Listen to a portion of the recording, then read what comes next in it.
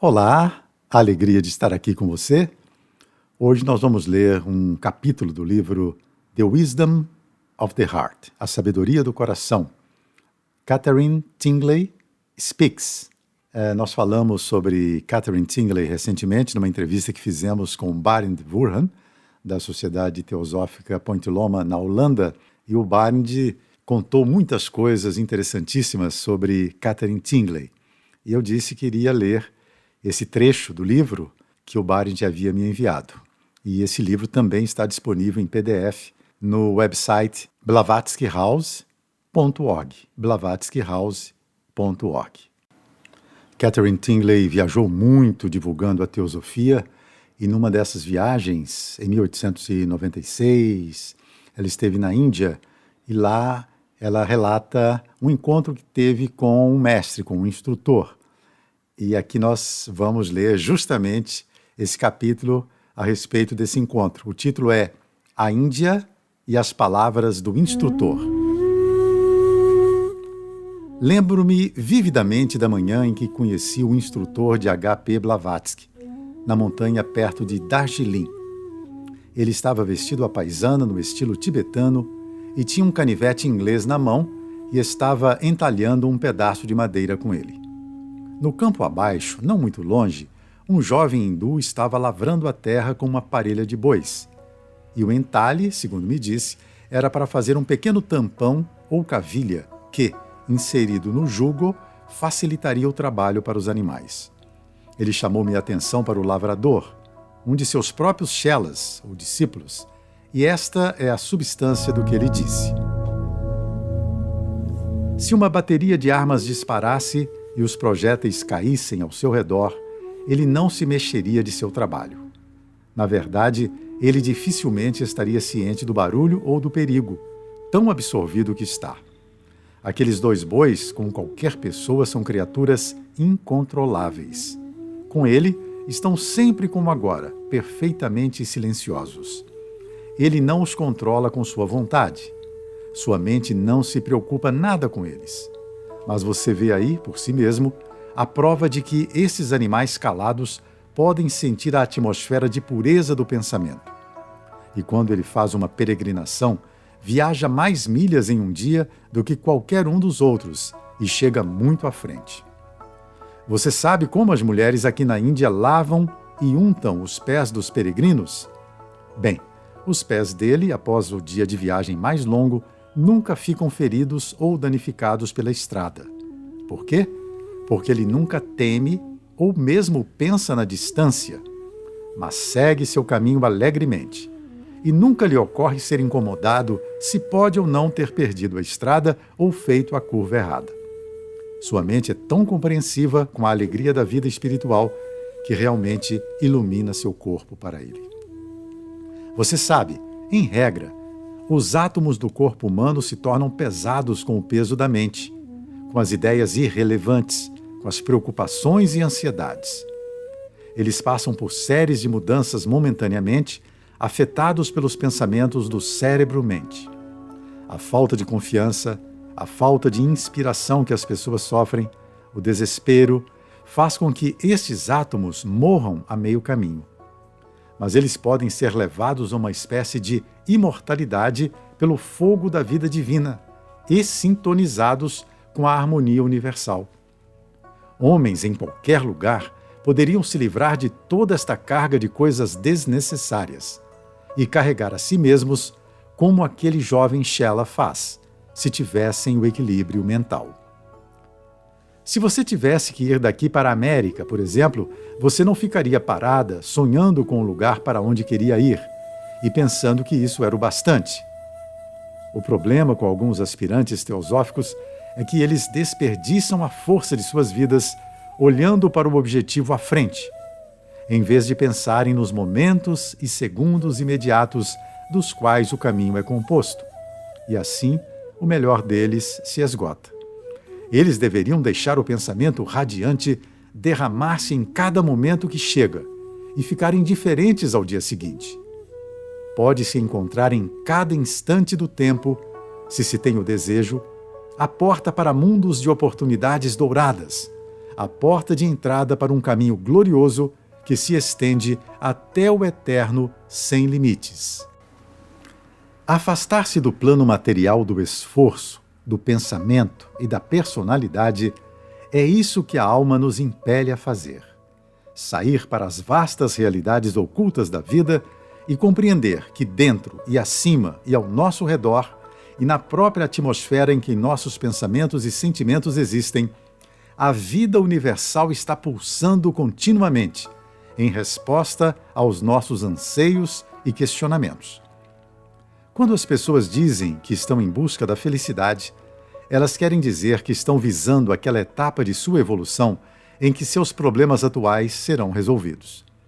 Para alcançá-la, é preciso se afastar das seduções da vida e de todos os seus aspectos externos e desanimadores, e encontrar-se na solidão do seu próprio ser, num silêncio inquebrantável dentro de seu próprio coração e mente.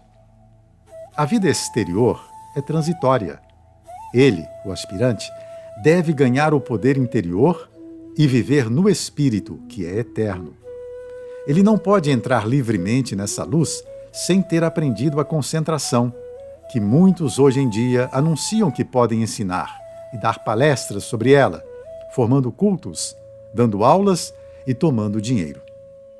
Mas tudo o que eles podem fazer, finalmente, é afastar suas vítimas da realidade e deixá-las cada vez mais longe do verdadeiro ser, dentro de si mesmas.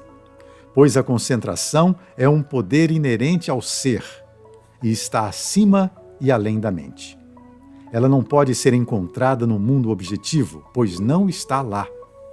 O reino do céu está na terra, e as suas portas devem ser procuradas e descobertas no coração do homem. Portanto, o aspirante não deve pensar no cultivo de poderes, mas viver na luz e na força de sua própria natureza superior. A luz divina está em cada homem e em cada mulher, e cada um deve encontrá-la ali para si mesmo e manifestá-la em sua própria vida. Ninguém pode deitar água pura na sujeira e esperar que ela ainda conserve sua pureza. O altruísmo alcança, o egoísmo derrota. As possibilidades dos homens estão em proporção direta com sua capacidade de ver além de si mesmos e de sentir pelos outros. Lançar a mente, ao se passar do sono para o despertar, diretamente sobre as coisas externas, é perder a metade da vida do dia. Deve-se acordar pela manhã com um belo pensamento, lembrando que a batalha do dia está diante de si e que o Deus interno deseja um momento de conversa com a mente antes do início dos árduos deveres da manhã. A pessoa deveria encontrar algo no silêncio e na luz do sol das primeiras horas, que deveria ligar-se com sua própria natureza superior e produzir a flor e o fruto. Ela deveria se libertar durante a manhã na doçura da luz do sol, começando o dia tão suavemente como se estivesse acordando uma criança pequena de seu sono, trazendo adiante o lado mais verdadeiro e mais nobre de si mesma, e não o trabalhando em palavras e linguagem, mas em pensamento, aproximando-se da riqueza e totalidade do espírito e deixando o Deus interno florescer a cada momento, à medida que ele se eleva. Então, alcançando a tarefa mais difícil que alguém sabe ser o seu dever, e superando-a, ele aprenderá o segredo de estar em guarda, e em pouco tempo terá jogado fora, naturalmente, os fardos que o obstruíam. Muitos têm trabalhado árdua e conscienciosamente para se livrar desses fardos. Eles não podem e não precisam gastar um momento com eles. Basta apenas deixar de lado as dúvidas e desconfianças para entrar nas câmaras da alma e aproveitar a luz do sol e a força que estão lá.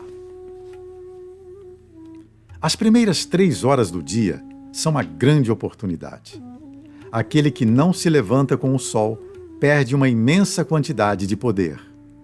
Aquele que se levanta antes do sol e ao amanhecer já terminou as tarefas deste plano e o que pode ser necessário para o cuidado do corpo, e está pronto para sair com o nascer do sol e trabalhar com o sol, ele tem a cooperação de uma força que ele pouco conhece, que é a vibrante luz azul atrás do sol.